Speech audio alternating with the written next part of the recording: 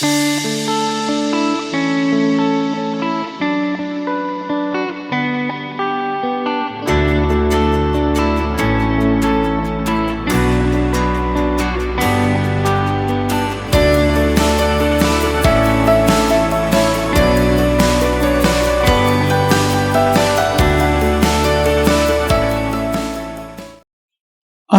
பரிசுத்தமுள்ள பரலோக பிதா, உம்முடைய நாமங்களுக்கு கோடான கோடி நன்றி. துதிக்கு பாத்திரர் நீர் எங்களோடு பேசும்.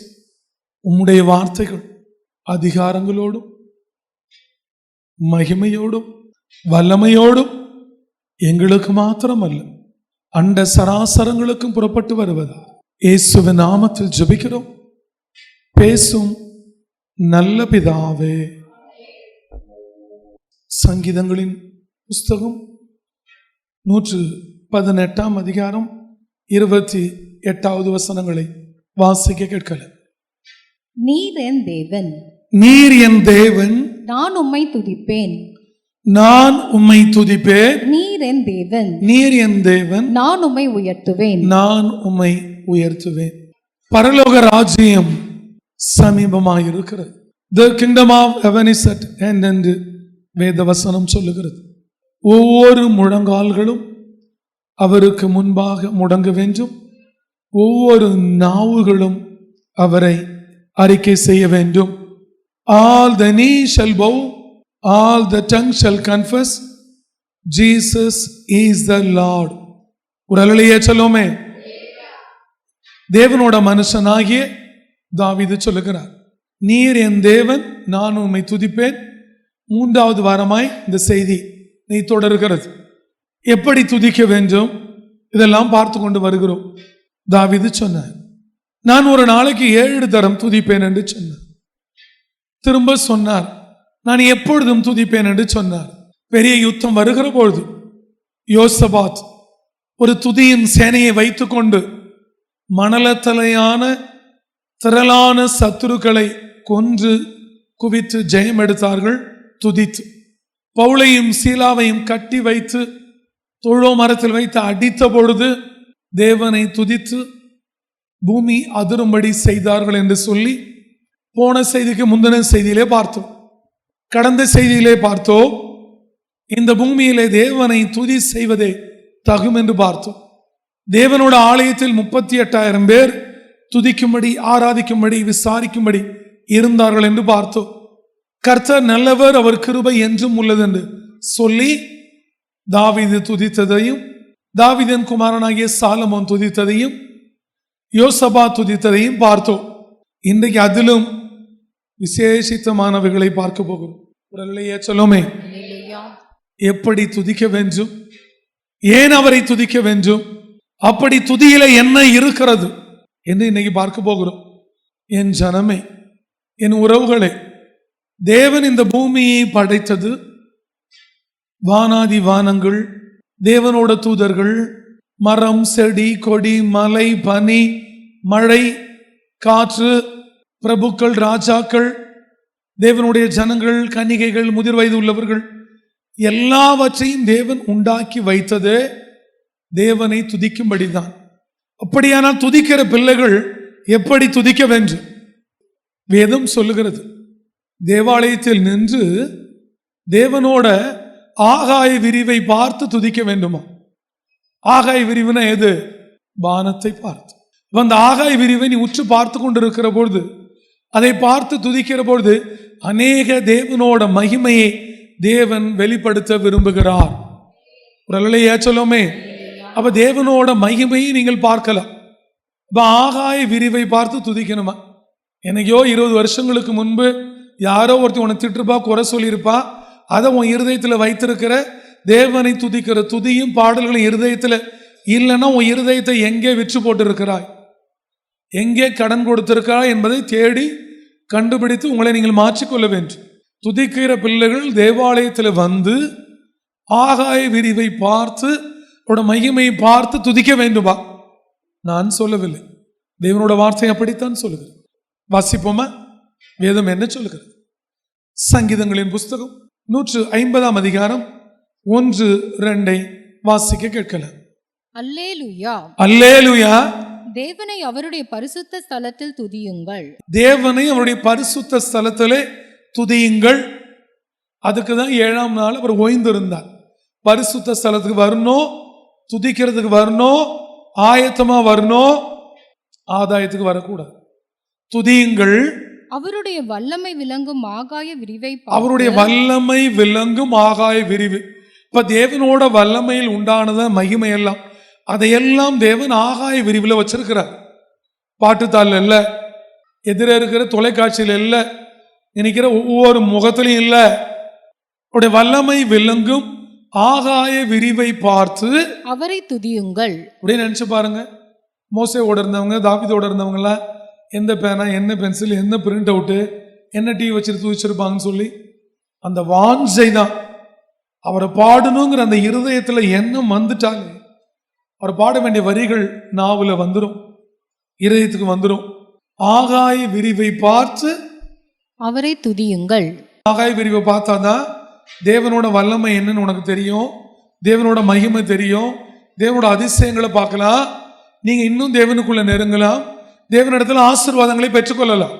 எல்லாரும் தான், அங்க பாடல்கள் மட்டும் போல, எல்லாரும் துதிக்கிற எல்லாரும் ஆகாய விரிவை பார்க்கணும். ஆகாய விரிவை பார்த்து அவரை துதியுங்கள். அவருடைய வல்லமையுள்ள கிரியைகளுக்காக, அவருடைய வல்லமையுள்ள கிரியைகளுக்காக, அவருடைய வல்லமை உள்ள கிரியைகளுக்காக அவரை துதியுங்கள். அந்த வல்லமை உள்ள கிரியைகள் என்னங்கிறத நீ பார்த்தாதான் தெரியும். நீ பார்த்தாதான் தெரியும். நீ அதை பார்த்து பார்த்து ரசிச்சு நீ என்ன பண்ணலாம், நன்றி சொல்லி அவரை துதிக்கலாம். ஐயோ, இப்படி சிங்காசனத்தை பார்க்க செஞ்சீங்களே, அங்க கீத வாத்தியங்களை பார்க்க செஞ்சீங்களே, ஐயோ இவ்வளவு அருமையா இருக்கிறது, இதெல்லாம் பார்த்து பார்த்து பார்த்து பார்த்து என்ன அவரோட மாட்சிமையை பார்த்து மகத்துவத்தை பார்த்து பார்த்து துதிக்கணும். அவருடைய வல்லமை உள்ள கிரியைகளுக்காக அவரை துதியுங்கள். மாட்சிமை பொருந்திய அவருடைய மகத்துவத்திற்காக அவரை துதியுங்கள். துதிக்க வந்த உடனே ஆகாய விரிவு பார்த்துக்கணும், கழுத்து இப்படியே இருக்கணும். நீ பார்த்து பார்த்து பார்த்து பார்த்து துதிக்கணும். ஒரு அலையே சொல்லுமே. ஏன் இப்படிலாம் பார்த்து துதிக்க வேண்டும் என்றால் உடைய வல்லமை, உடைய மாட்சிமை, உடைய மகத்துவத்தை நாம் தெரிந்து கொள்ளலாம். இதை விட இந்த துதியில என்ன இருக்கிறது? வேதம் சொல்லுகிறது துதியிலே ஒரு இன்பம் இருக்கிறது. ஒரு அலையா சொல்லுமே. எதுல இருக்கிறது? துதியிலே ஒரு இன்பம் இருக்கிறது. சங்கீதங்களின் புஸ்தகம் 147ஆம் அதிகாரம் முதல் வசனங்களை, கர்த்தரை துதியுங்கள், நம்முடைய தேவனை கீர்த்தனம் பண்ணுகிறது நல்லது, நல்லது, துதித்தலே இன்பமும். அப்படின்னு இனிக்கணும். தேனை விட நீ தேவனை பாடுகிறவன் உன் நாவல சுவை இருக்கணும். அப்படி ஒரு இன்பம் வரணும். அப்ப அந்த இன்பம் வரணும்னா நீ எங்க பார்க்கணும்? ஆகாய விரிவு. துதித்தலே இன்பம். போன வாரம் சொன்னாரு துதித்தலே தகும் என்றார். இந்த வாரம் சொல்லுகிறாரு துதித்தலே இன்பமும் ஏற்றதுமாயிருக்கிறது. அதுதான் ஏற்றது, தேவனுக்கு ஏற்றது அதுதான், நமக்கு இன்பமும் அதுதான். அந்த பூமியில ஒரு பெரிய இன்பத்தை நீ அனுபவிக்க வேண்டுமானால் நீ துதிக்க வேண்டும். ஒரு அல்லேலூயா சொல்லுமே. வெளிச்சம் இன்பம் என்று வேதம் சொல்லுகிறது. அவருடைய சாட்சி இன்பம் என்று வேதம் சொல்லுகிறது. அவருடைய துதித்தல் இன்பம் என்று வேதம் சொல்லுகிறது. அப்படின்னா அதை விட வேற ஒன்று இல்லை. அநேகர் வாழ்க்கையில் இன்பம் அனுபவிக்காம இருக்கீங்க, இன்பம்னா என்னன்னு தெரியாம இருக்கீங்க. ஆனா இனி தெரிஞ்சுங்க, இந்த ஆலயத்தில் வந்து நீங்க ஆகாய விரிவை பார்த்து துதிக்க ஆரம்பிச்சிட்டீங்கன்னா வாழ்க்கையில ஒரு பெரிய தேவனோட இன்பம் உங்களை மூடும். உடலையா சொல்லுமே. அந்த இன்பத்துக்காகவே நீ துதிக்க ஓடி வந்துடுவ. அந்த இன்பத்துக்காகவே நீ பாடல மனப்பாடம் பண்ணிடுவே. அந்த இன்பத்துக்காகவே நீ ஆகாய விரிவை பார்ப்ப. இன்பத்தை விட வேறொரு சந்தோஷம் இந்த வேதத்துல இல்லை. அப்பேற்பட்டது இன்பம். அந்த இன்பத்தை தேவன் துதியிலே வைத்து வைத்திருக்கிறார். உடலையா சொல்லுமே. அப்பேற்பட்ட இன்பத்தை வெளிச்சத்திலே வைத்திருக்கிறார். அதனாலதான் வெளிச்சம் நல்லதென்று கண்டார். அதனாலதான் இன்பம் துதி நல்லதென்று கண்டார். ஏன்னா துதியில இன்பம் இருக்கிறது. உடலையா சொல்லுமே. தேவனுக்கு சாட்சியாக இருப்பது நல்லதுன்னு வேதம் சொல்லுகிறது. அவர் எதெல்லாம் நல்லதுன்னு காண்கிறாரோ அதிலே தேவன் இன்பத்தை வைத்திருக்கிறார். ஆமென். ஒரு அல்லேலூயா சொல்லுவோமே. அல்லேலூயா. இந்த இன்பத்தை நீ அனுபவிக்கணும், இந்த இன்பத்தில் நீ வாழணும். இந்த இன்பமே இந்த பூமியில ஏற்ற இன்பம். இந்த இன்பத்திற்காக நீ ஒரு நாள் முழுவதும் துதிக்க சொன்னா துதிக்கலாம். ஒரு அல்லேலூயா சொல்லுவோமே. அல்லேலூயா. துதித்தலே இன்பமும் ஏற்றதுமாய் இருக்கிறது. அது நல்லது, அது இன்பம், அது நமக்கு ஏற்றது. துதித்தலே இன்பமும் ஏற்றதுமாய் இருக்கிறது. வேறு இடத்துல வசனம் சொல்லுகிறது, பூமி பூரிப்பாய் மகிழ்கிறது என்று சொல்லு. பூமிக்கும் மகிழ்ச்சின்னா என்னன்னு தெரிகிறது, பூமிக்கும் பூரிப்புன்னா என்னன்னு தெரிகிறது. இப்ப இங்க இருக்கிற மரம் செடி கொடி எல்லாத்துக்கும் தெரியுது. பூரிப்பு நமக்கு மாத்திரம் அல்ல, எல்லாவற்றிற்கும் ஜீவன் இருக்கிறது. ஒரு அல்லேலூயா சொல்லுமே. அல்லேலூயா. ஒரு நாள் ஜோஷுவா சொன்னார், இந்த கல்லை எடுத்து நட்டு வைத்து விட்டு இந்த கல் ஒரு நாள் சாட்சி கொடுக்கும் என்றார். என்ன அர்த்தம்? அந்த கல்லுக்கும் ஜீவன் இருக்கிறது. வேறொரு இடத்துல தேவனோட தீர்க்கதரிசி சொன்னார், இந்த கல்லு கூப்பிடும் என்று சொன்னார். வேறொரு இடத்துல வேறொரு தீர்க்கதரிசி சொன்னார், மச்சங்கள் எல்லாம் கூப்பிடும் என்று சொல். எல்லாவற்றுக்கும் எல்லாருக்கும் எல்லா தேவன் படைத்த எல்லா கிரியைகளுக்கும் உணர்வுகள் இருக்கிறது, பூரிப்பு இருக்கிறது, கூப்பிடுகிற திராணி இருக்கிறது, கேட்கிற செவி இருக்கிறது. எல்லாவற்றையும் தேவன் படைத்து தான் வைத்திருக்கிறார். ஒரு அல்லேலூயா சொல்லுவோமே. அல்லேலூயா. துதித்தலே இன்பமும் ஏற்றதுமாய் இருக்கிறது.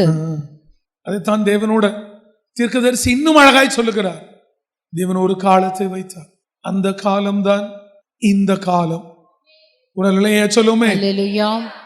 கர்த்தரை துதிக்க வேண்டும் என்று வேதம் சொல்லுகிறது. இந்த பூமியில நம்ம செய்யணும்னா முதல்ல நாம் செய்ய வேண்டியது துதிதான். ஒரு அல்லேலூயா சொல்லுவோமே. அல்லேலூயா. எவ்வளவு அழகாய் ஏசாயா அழகாய் சொல்லுகிறார். அப்படி நாம் துதிப்போமே ஆனால் பெரியவர் நம் நடுவில் இருப்பார். ஒரு அல்லேலூயா சொல்லுவோமே. அல்லேலூயா. பெரியவர் நடுவுல இருக்கணும்னா துதிதான். ஒரு அல்லேலூயா சொல்லுவோமே. அல்லேலூயா. ஏசாயா தீர்க்கதரிசி எழுதின புஸ்தகம் 12ஆம் அதிகாரம் 3, 4, 5 வாசிக்க கேட்கலாம். நீங்கள் ரட்சிப்பின் ஊற்றுகளிலிருந்து மகிழ்ச்சியோட தண்ணீர் மொண்டு கொள்வீர்கள். அக்காலத்திலே நீங்கள் சொல்வது அதுதான் இந்த காலம். அக்காலத்திலே நீங்கள் சொல்வது கர்த்தரை துதியுங்கள். இந்த காலத்துல நாம எல்லாரும் சொல்ல வேண்டிய ஒரே ஒரு பிரதானமான வார்த்தை கர்த்தரை துதியுங்கள். ஆமென். ஒரு அல்லேலூயா சொல்லுவோமே. அல்லேலூயா.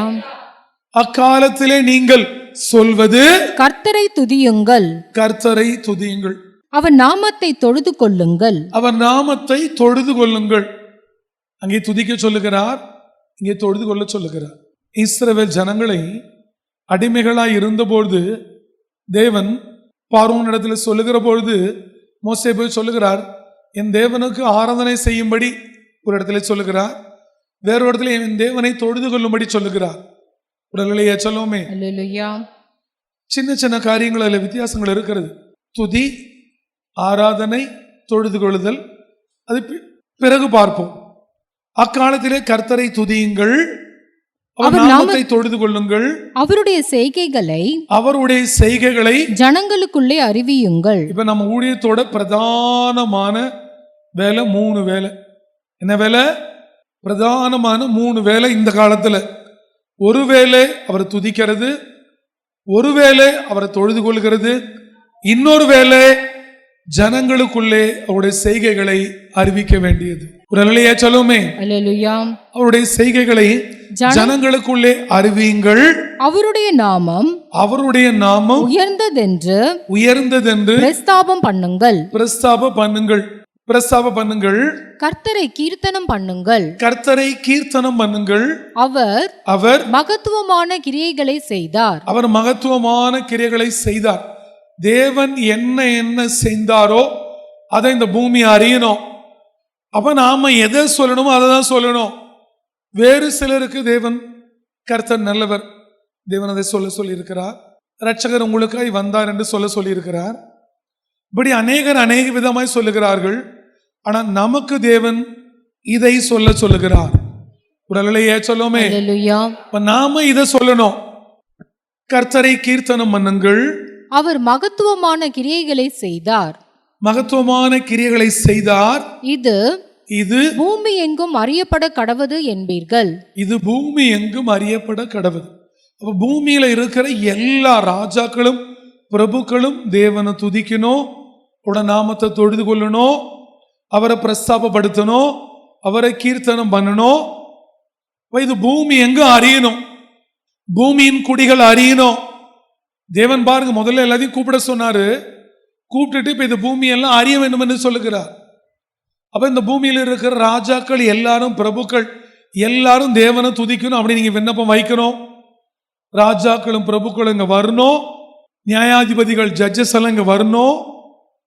இந்த தேவன் யாருன்னு அறியணும், இங்க அவர்கள் தேவனை துதிக்கணும், நாமத்தை தொழுது கொள்ளணும், அவரை கீர்த்தனம் பண்ணணும், அவர் மகத்துவமான கிரியைகளை செய்தார் என்பதை அவர்கள் மாத்திரமல்ல இவர்கள் அறிஞ்சிட்டா இவர்கள் இந்த பூமிக்கு கொண்டு போய் விடுவார்கள். உடலையே சொல்லுமே. பூமி எங்கும் அறிய வேண்டும்.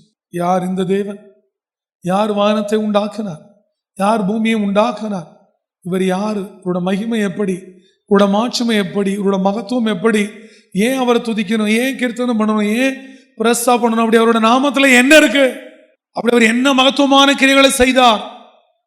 இந்த பூமியை அறியணும். உழைப்பு போதாது, நம்முடைய பிரயாசம் போதாது, நம்முடைய ஜெபம் போதாது, நம்ம தரப்பில் நிற்கிற திறப்பின் வாயில் போதாது. ராஜாக்களும் அதிபதிகளும் பிரபுக்களும் நியாயாதிபதிகளும் வாலிபரும் முதிர் வயதரும் கன்னிகைகளும் இவைகளெல்லாம் வந்து என்னைக்கு நம்ம தேவனை துதிக்கிறோமோ அன்னைக்கு ஓரளவுக்கு மன நிம்மதியா இருக்கலாம். தேவனுக்கு உட்கார்ந்து இருந்த பொழுது சொன்னார், நீ அமாவாசையில எப்படிலாம் துதிக்கணும்னு சொன்னார். ஓய்வு நாளிலும் அமாவாசனைக்கும் காலையிலும் மாலையிலும் துதிக்கணுமா? ஓய்வு நாளிலும் அமாவாசை அன்னைக்கும் என்ன பண்ணணுமா? காலையிலும் மாலையிலும் துதிக்கணுமா? 1 நாளாகமத்தின் புஸ்தகம் 23:30 வாசிக்கலாம். நாள்தோறும் எந்த நாள்? ஓய்வு நாள், அமாவாசை நாள், பண்டிகை நாள். கட்டாயமா இருக்கணும் இந்த 3 நாள். ஓய்வு நாள் பரிசுத்த ஓய்வு நாள், அமாவாசை, பண்டிகை. என்னது? அப்ப பண்டிகை. என்ன பண்டிகை? நாள்தோறும் காலையிலும் மாலையிலும் கர்த்தரை போற்றி துதித்து நாள்தோறும் காலையிலும் மாலையிலும் கர்த்தரை போற்றி துதித்து ஓய்வு நாட்களிலும் அமாவாசைகளிலும் பண்டிகைகளிலும் கர்த்தருக்கு சர்வாங்க தகன பலிகள் செலுத்தப்படுகிற சகல வேளைகளிலும் ஒரு அல்லையே சொல்லுமே. பெரிய துதியின் நாள் இந்த வெளிச்சம் முடிகிற அமாவாசை நாள்.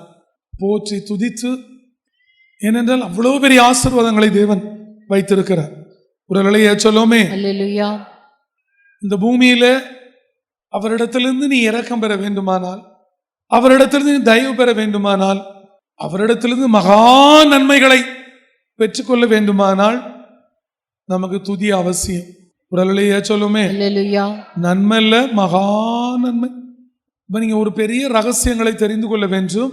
அவரிடத்திலிருந்து நீ இரக்கம் பெறணும்னா, அவரோட தயவு உனக்கு கிடைக்கணும்னா, நீ ஊழியக்காரனுக்கெல்லாம் ஃபோன் பண்ணுறது விட்டு என்ன பண்ணு, நல்லா துதிச்சிரு. நீ துதிக்கிறப்ப என்கிட்ட சொல்லுவ, ஏய் என் மகன் துதிக்கிறா, நீ என்ன உட்காந்துருக்க முதல்ல ஃபோனே போடு. உடனே ஃபோன் போடுக்க, உன் வேண்டுதல் என்ன? எனக்கு இது வேணும், இதோ இப்பொழுது உனக்கு கிடைத்து விட்டது, ஃபோனை வைன்னு சொல்லிடுவேன். என்ன பண்ணணும்? துதிக்கணும். என்ன பண்ணணும்? துதிக்கிறது மாத்திரம் அல்ல, இந்த துதியை பிரஸ்தாபப்படுத்தணும். இன்னும் ஏன்னா அதுல அவர் அவ்வளவு விருப்பமா பிரியமா இருக்கு. வேற என்ன வேணும் ஒரு மனுஷனுக்கு? இரக்கம், தயவு, மகா நன்மை. எதுல இருக்கிறது? துதியின் பிரஸ்தாபத்தில் இருக்கிறது. வாசிப்போமா? எஸ்ஐயா அழகாய் சொல்லுகிறார். எஸ்ஐயா தீர்க்கதரிசி எழுதின புஸ்தகம் 63 அதிகாரம் 7, 8, 9 வாசிக்கலாம். கர்த்தர் எங்களுக்கு செய்தருளின எல்லாவற்றிற்கும் கர்த்தர் எங்களுக்கு செய்து அருளின எல்லாவற்றிற்கும் தக்கதாகவும் அவர் தம்முடைய இரக்கங்களின்படியும் அவர் தம்முடைய இரக்கங்களின்படி தம்முடைய திரளான தயவுகளின்படியும் எனது இரக்கம் திரளான தயவு உடலையே சொல்லுமே அல்லேலூயா. எனது இரக்கம் திரளான தயவு. உடனே தயவுக்கு அளவே இல்லை, திரள். அவர் நம்முடைய இரக்கங்களின்படியையும் தம்முடைய திரளான தயவுகளின்படியும் நம்முடைய திரளான தயவுகளின்படியையும் இஸ்ரவேல் வம்சத்துக்கு செய்த மகா நன்மைக்கு தக்கதாக எனது நம்முடைய இரக்கம் திரளான தயவு அவர் செய்த மகா நன்மைக்கு தக்கதாகவும் கர்த்தருடைய கிரியைகளையும் கர்த்தருடைய துதிகளையும் பிரஸ்தாபம் பண்ணுவேன். கர்த்தருடைய துதிகளை பிரஸ்தாபம் பண்ணுவேன். அவர்கள் என் ஜனத்தான் என்றும், அப்படி உள்ளவர்கள்தான் அவர்கள் என் ஜனத்தான் என்றும், அவர்கள் வஞ்சனை செய்யாதிருக்கும் பிள்ளைகள் என்றும் சொல்லி, யார் தேவனை துதித்து பிரஸ்தாபம் பண்ணுகிறார்களோ அவர்கள் என் ஜனம். யார் தேவனை துதிக்கிறார்களோ நாமத்தை பிரஸ்தாபப்படுத்துகிறார்களோ அவர்கள் வஞ்சனை செய்யாத பிள்ளைகள். அவங்களுக்கு தான் ஒரு ரட்சகர் ஆனார். உடலையே சொல்லுமே. அப்ப துதியாத நாவு சபிக்கப்பட்டதுன்னு சொல்றது போல துதிக்காத எவனுக்கும் ஒரு ரட்சகர் இல்லை. அவருடைய நாமத்தை பிரஸ்தாபப்படுத்தாத எவனுக்கும் அவர் ரட்சகர் அல்ல. அவர்களெல்லாம் அவருடைய பிள்ளைகள் அல்ல. அவருடைய பிள்ளைகள் வஞ்சனை செய்யாத பிள்ளைங்கன்னா துதிக்கணும். இப்ப நீங்க யார் யார் ஒழுங்கா துதிக்கலையோ நீங்கள் தேவனுக்கு வஞ்சனை செய்கிற பிள்ளைகள். ஐயோ நான் இனி வஞ்சனை செய்ய மாட்டேன் அப்படி சொல்ல மாத்தணும். அல்லேலூயா சொல்லுங்க. அல்லேலூயா. ஒழுங்கா துதிச்சிரு, அவருடைய நாமத்தை பிரஸ்தாபப்படுத்து. அப்ப இந்த பூமியிலே தேவனுக்கு வஞ்சனை செய்யாத பிள்ளைகளுக்கு தான் ஒரு ரட்சகர். அந்த பிள்ளைகள் யாருன்னா தேவனை துதிக்கிறவர்கள், வாயை மூடிக்கொண்டு இருக்கிறவர்கள் அல்ல. கை தட்டுகிறவர்கள் வஞ்சனை செய்யாத பிள்ளைகள். நீ வஞ்சனை செய்கிற, வாயை விரிவாய் திறக்காதவர்கள் வஞ்சனை செய்கிறவர்கள்.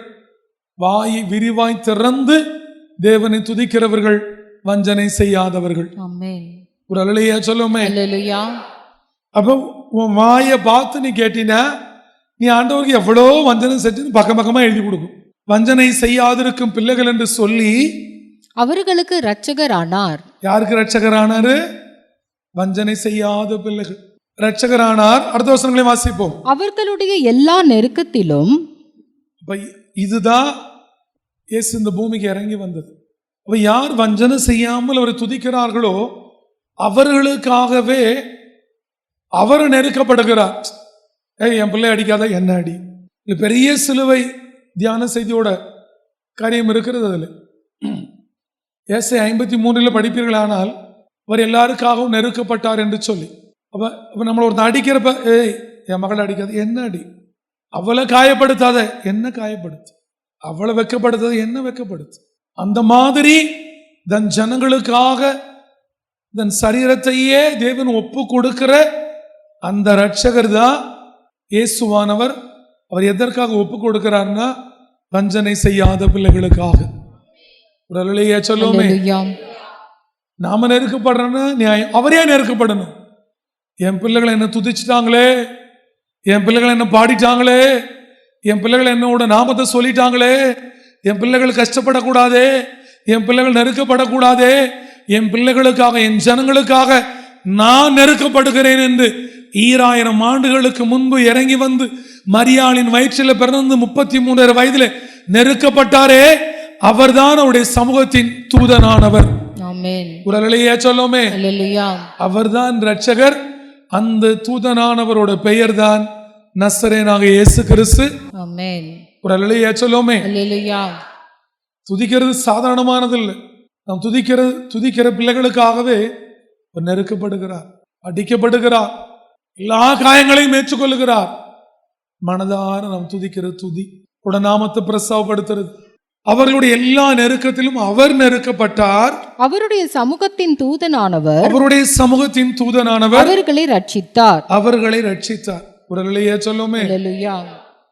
அவர் நம்ம மேல வச்ச அன்பு, அவர் நம்ம மேல வச்ச பரிதாபம், அவரு நம்ம மேல பரிதாபப்படும்படி நாம நடந்துக்கிறது இல்லை. அவர் அன்பு வைக்கும்படி நடந்துக்கிறது இல்லை. அக்கா அன்பா இருக்குமா, அதுக்கு ஒரு ஜால்ரா போடுறது. புருஷன் அன்பா இருப்பானா, அவனுக்கு ஒரு ஜால்ரா. பொண்டாட்டி அன்பா இருப்பால, அவளுக்கு ஒரு சால்ரா. மாமா கிட்ட அப்படியே பரிதாபமா நிற்கிற மாதிரி நின்னா ஒரு 10 ரூபா பிச்சை போடுவானா, அப்படியே வெளியில எல்லாம் பயங்கரமா தௌலத்தோடு வந்துட்டு கடன் கட்டி போறா, அப்படி பிச்சை எடுக்க கடன் அப்படின்னு பரிதாபமா. அவன் இல்லைன்னு சொல்லிட கூடாதுன்னு சொல்லி. இதெல்லாம் யாருக்கிட்ட இருக்கணும்? கிறிஸ்துவனிட்ட இது இருக்கணும் கூட அவசியம் இல்லை. நீ துதிச்சா அவரோட பரிதாபம் உனக்கு வந்துடும், அவருடைய அன்பு உனக்கு வந்துடும். நீங்களாம் சின்ன வயசுல நல்லா பார்ப்பேன், இந்த சின்ன பிள்ளைங்க அழுக்கா வாந்தி கீந்தி எடுத்துட்டா இப்படி தூக்குவாங்க, அப்படியே இப்படி தூக்குவாங்க. எப்படி? மனசார தூக்க மாட்டாங்க. யாராவது ஒரு பெட்ரில் சின்ன குழந்தைலாம் கழிஞ்சு உடம்பு கூட ஆகி போச்சுன்னா எப்படி தூக்குவீங்க? இப்படியே தூக்கி யாராவது அணைச்சவங்க சொல்லுங்க பார்க்கலாம். என் குழந்தைலாம் பெட்டில் கக்கா போய் யூரின்லாம் போயிருந்தது, நான் அப்படியே எடுத்து அணைச்சிக்கிட்டேன்னு சொல்லுங்க பார்க்கலாம்.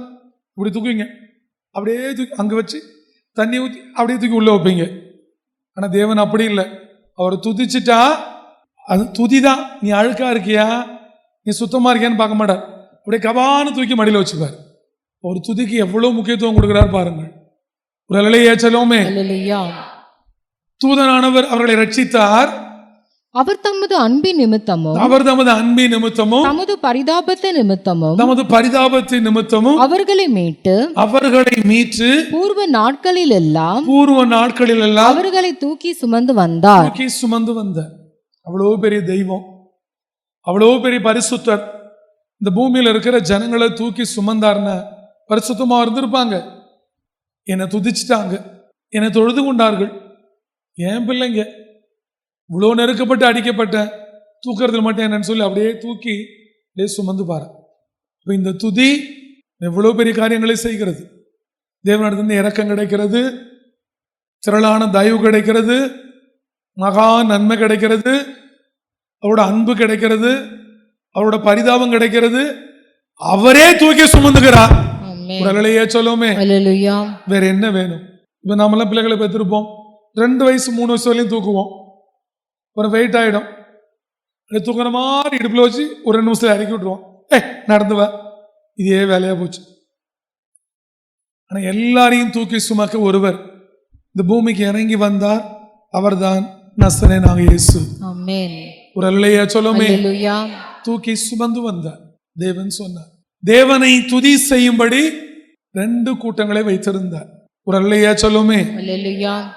துதி செய்கிற கூட்டம் என்று கூட்டத்தை வைத்திருந்தார். அவள் என்ன பண்ணினாங்க, எப்படி துதிச்சாங்க, எப்படி ஆசீர்வதிக்கப்பட்டாங்க?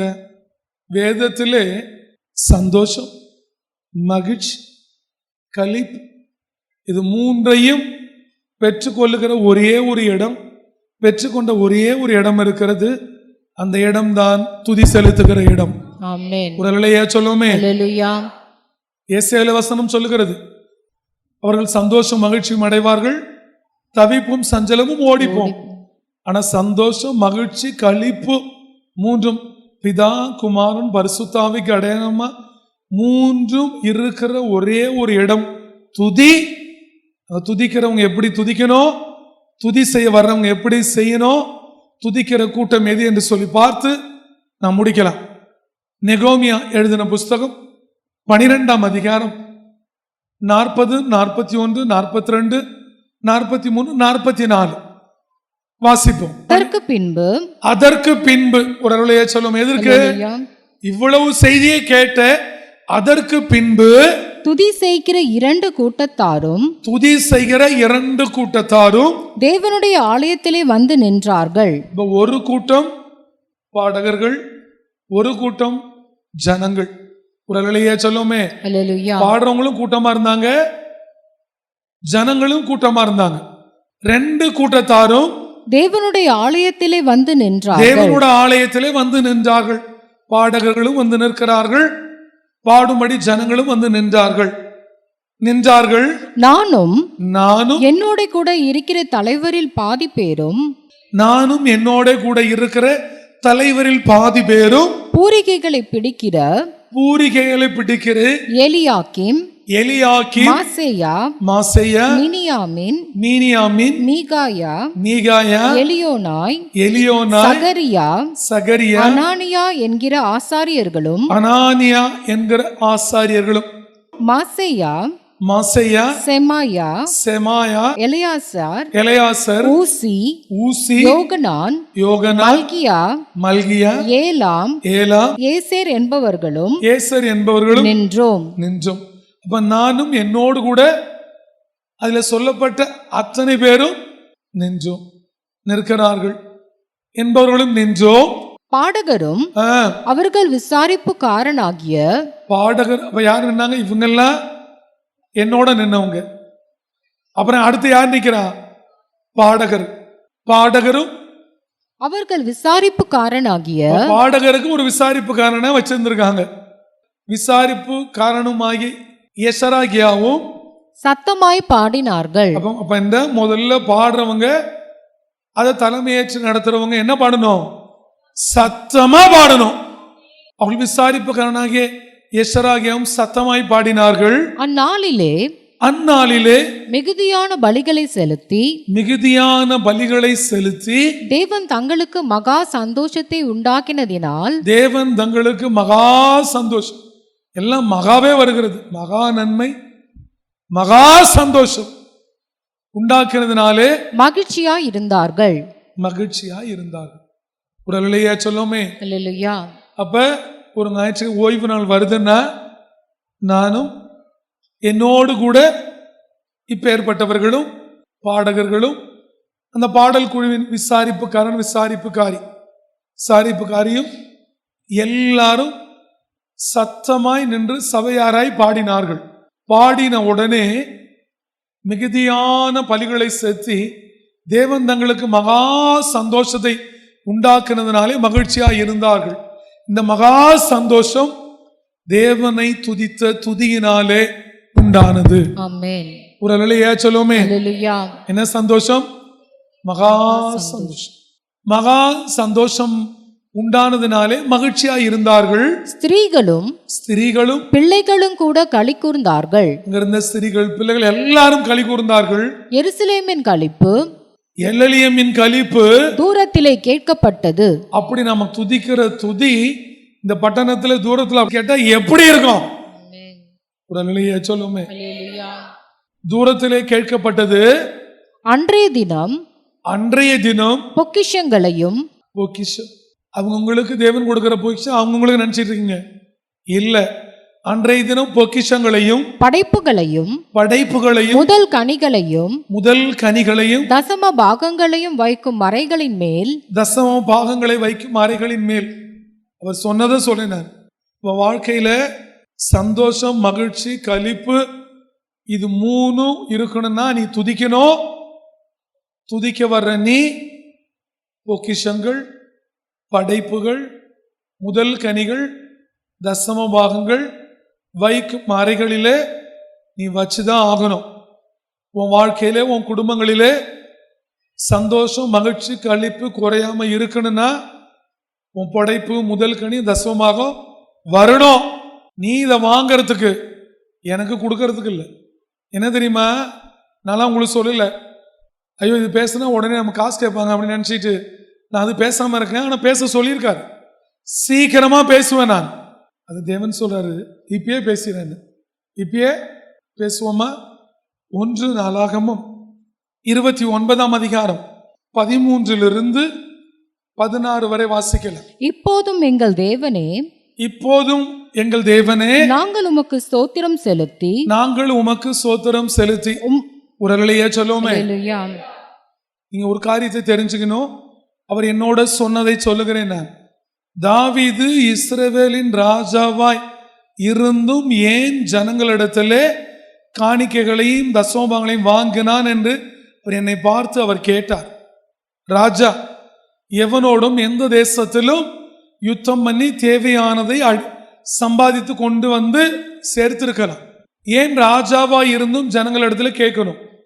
இப்போதும் எங்கள் தேவனே நாங்கள் உமக்கு ஸ்தோத்திரம் செலுத்தி நாங்கள் உமக்கு ஸ்தோத்திரம் செலுத்தி உமது மகிமையுள்ள நாமத்தை துதிக்கிறோம். உமது மகிமையுள்ள நாமத்தை துதிக்கிறோம். இப்படி மனப்பூர்வமாய் கொடுக்கும் திராணி இப்படி மனப்பூர்வமாய் கொடுக்கும் திராணி உண்டாவதற்கு நான் எம்மாத்திரம், என் ஜனங்கள் எம்மாத்திரம், எல்லாம் உம்மால் உண்டானது, உமது கரத்திலே வாங்கி உமக்கு கொடுத்தோம். அவர் கொடுக்கறதுல நீ காணிக்க கொடுக்கிற, ஒரு கொடுக்கறதுல தசமமாக கொடுக்கிற. நீ ஒன்றும் பிச்சை போடல, நீ நினைச்சா கொடுக்கறதுக்கு. நான் தான் சில சாபங்கள் வரும்னு அவர் சொன்னார். நான் வாயை மூடிட்டு இருக்கேன். நான் ஆனால் சீக்கிரம் சொல்ற நாள் வந்துடும். இப்படி மனப்பூர்வமாய் கொடுக்க திராணி உண்டாவதற்கு நான் எம்மாத்திரம், என் ஜனங்கள் எம்மாத்திரம், எல்லாம் உம்மால் உண்டானது, உமது கரத்திலே வாங்கி உமக்கு கொடுத்தோம். அவர் கொடுத்ததை நீ கொடுக்கிற. நீ ஒன்றும் தேவனோட ஆலயத்துக்கு ஊழியத்துக்கு பிச்சை போடல. ஊழியக்காரன் ஒன்றும் பிச்சைக்காரன் இல்லை, சர்வ வல்லவரோட ஊழியக்காரன். தாவீது ராஜா. தாவீது என்ன பிச்சைக்காரன் நினைச்சிட்டீங்களா? 40 வருஷம் இஸ்ரவேல் ஆண்ட ராஜாவா இருந்தபோது வாங்குறார்.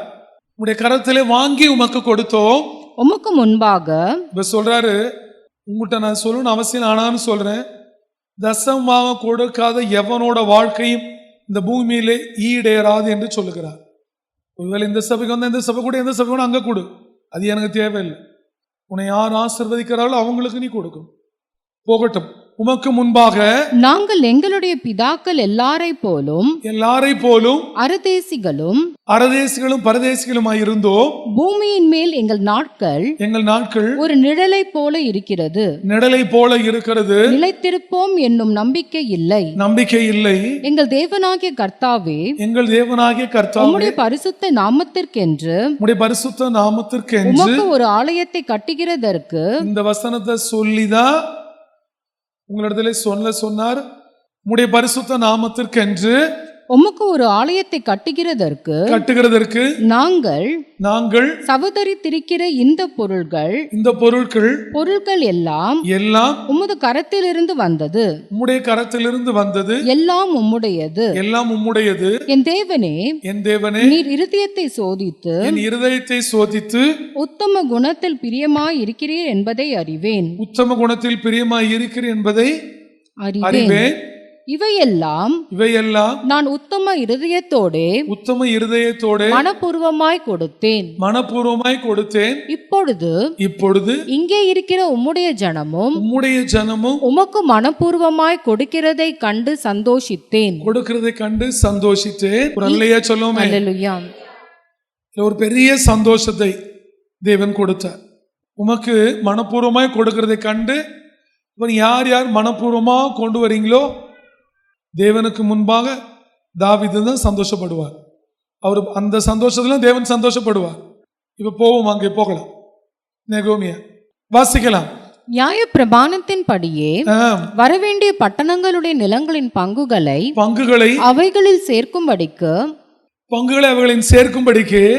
சில மனுஷர் விசாரிப்புக்காரராக வைக்கப்பட்டார்கள்.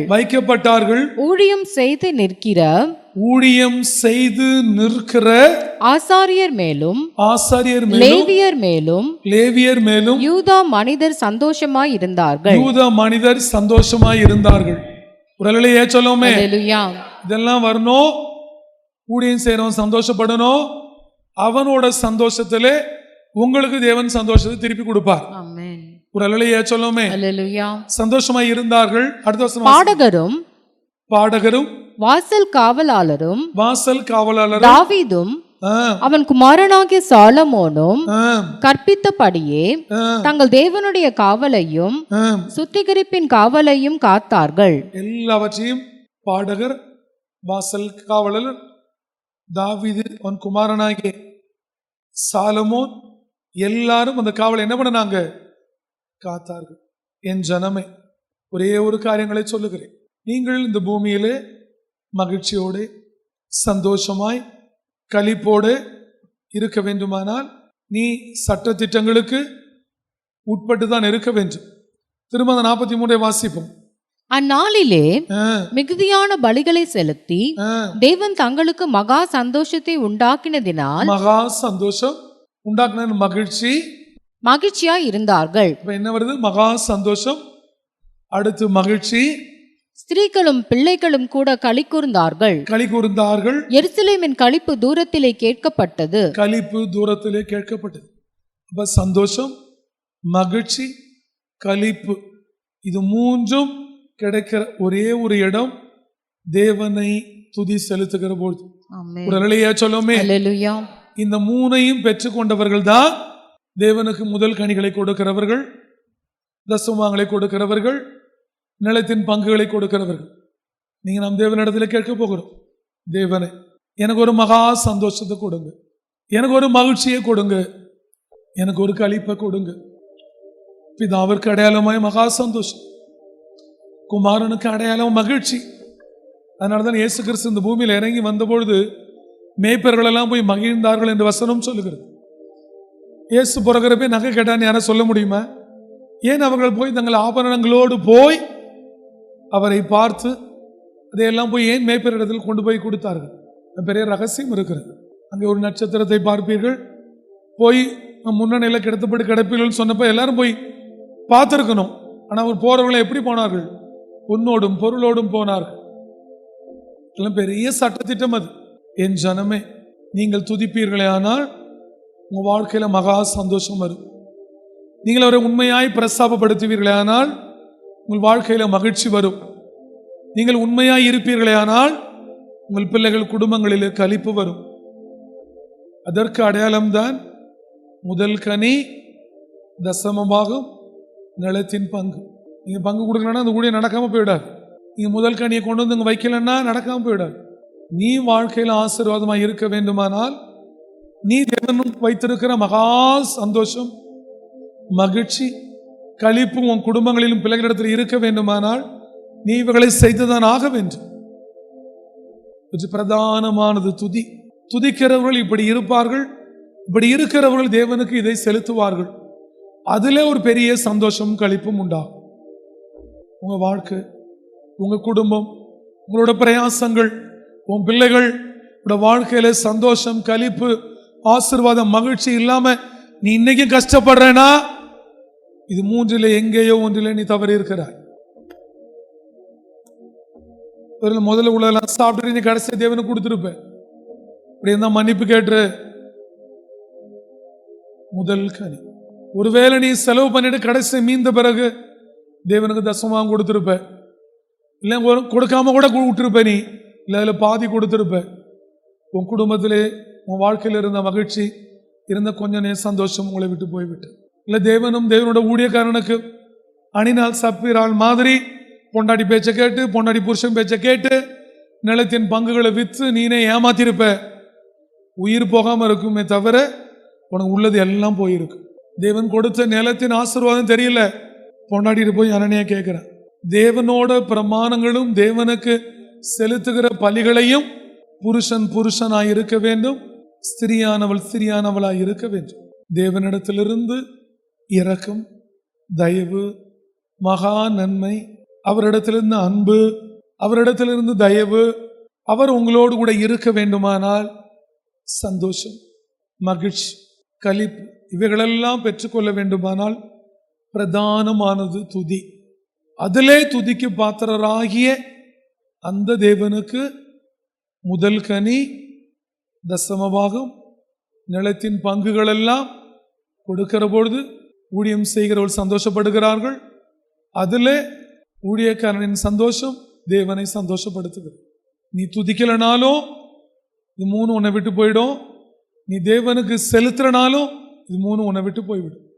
இல்லைன்னா ஒரு துதியோட நிறுத்தியிருக்கலாம், இதை சொல்லாமல் விட்டிருக்கலாம். தேவன் எதையும் சேர்த்து சொல்லுகிறார். ஞானம் உள்ளவர்களாய் இருங்கள், கண்களை மூடி கைகளை உயர்த்தும். துதித்தல் இன்பம் என்று வேதம் சொல்லுகிறது. துதியில இவ்வளோ ஆசீர்வாதங்களை தேவன் வைத்திருக்கு. அவரிடத்திலேக்கு ஆண்டவரே, உம்முடைய மகா நன்மை எனக்கு வேணும், உம்முடைய தயவு வேணும், உம்முடைய இரக்கம் வேணும், உம்முடைய அன்பு வேணும், உம்முடைய பரிதாபம் வேணும், உம்முடைய மகா சந்தோஷம் வேணும், மகிழ்ச்சி வேணும், களிப்பு வேணும். ஆண்டவரே, இனி நான் உண்மையாய் உம்மை துதிப்பேன், உம்மை பிரஸ்தாபப்படுத்துவேன், உனக்கு செலுத்த வேண்டியதையும் செலுத்துவேன். எப்படி நான் துதிக்கு என்னை கொடுக்கிறேனோ என் மனதை கொடுக்கிறேன்.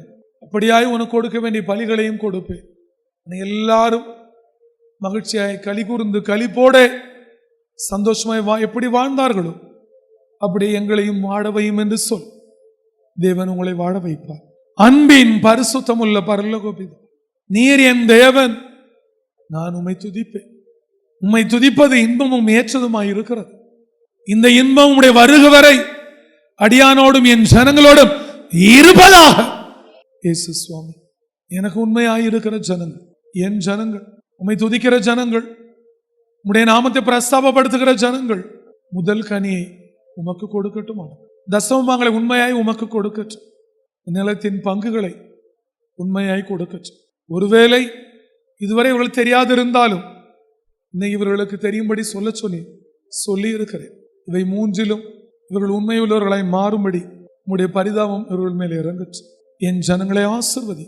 இயேசுவின் நாமத்தில் ஜெபிக்கிறோம். ஜெபங்களும் நல்ல பிதாவே, ஆமென்.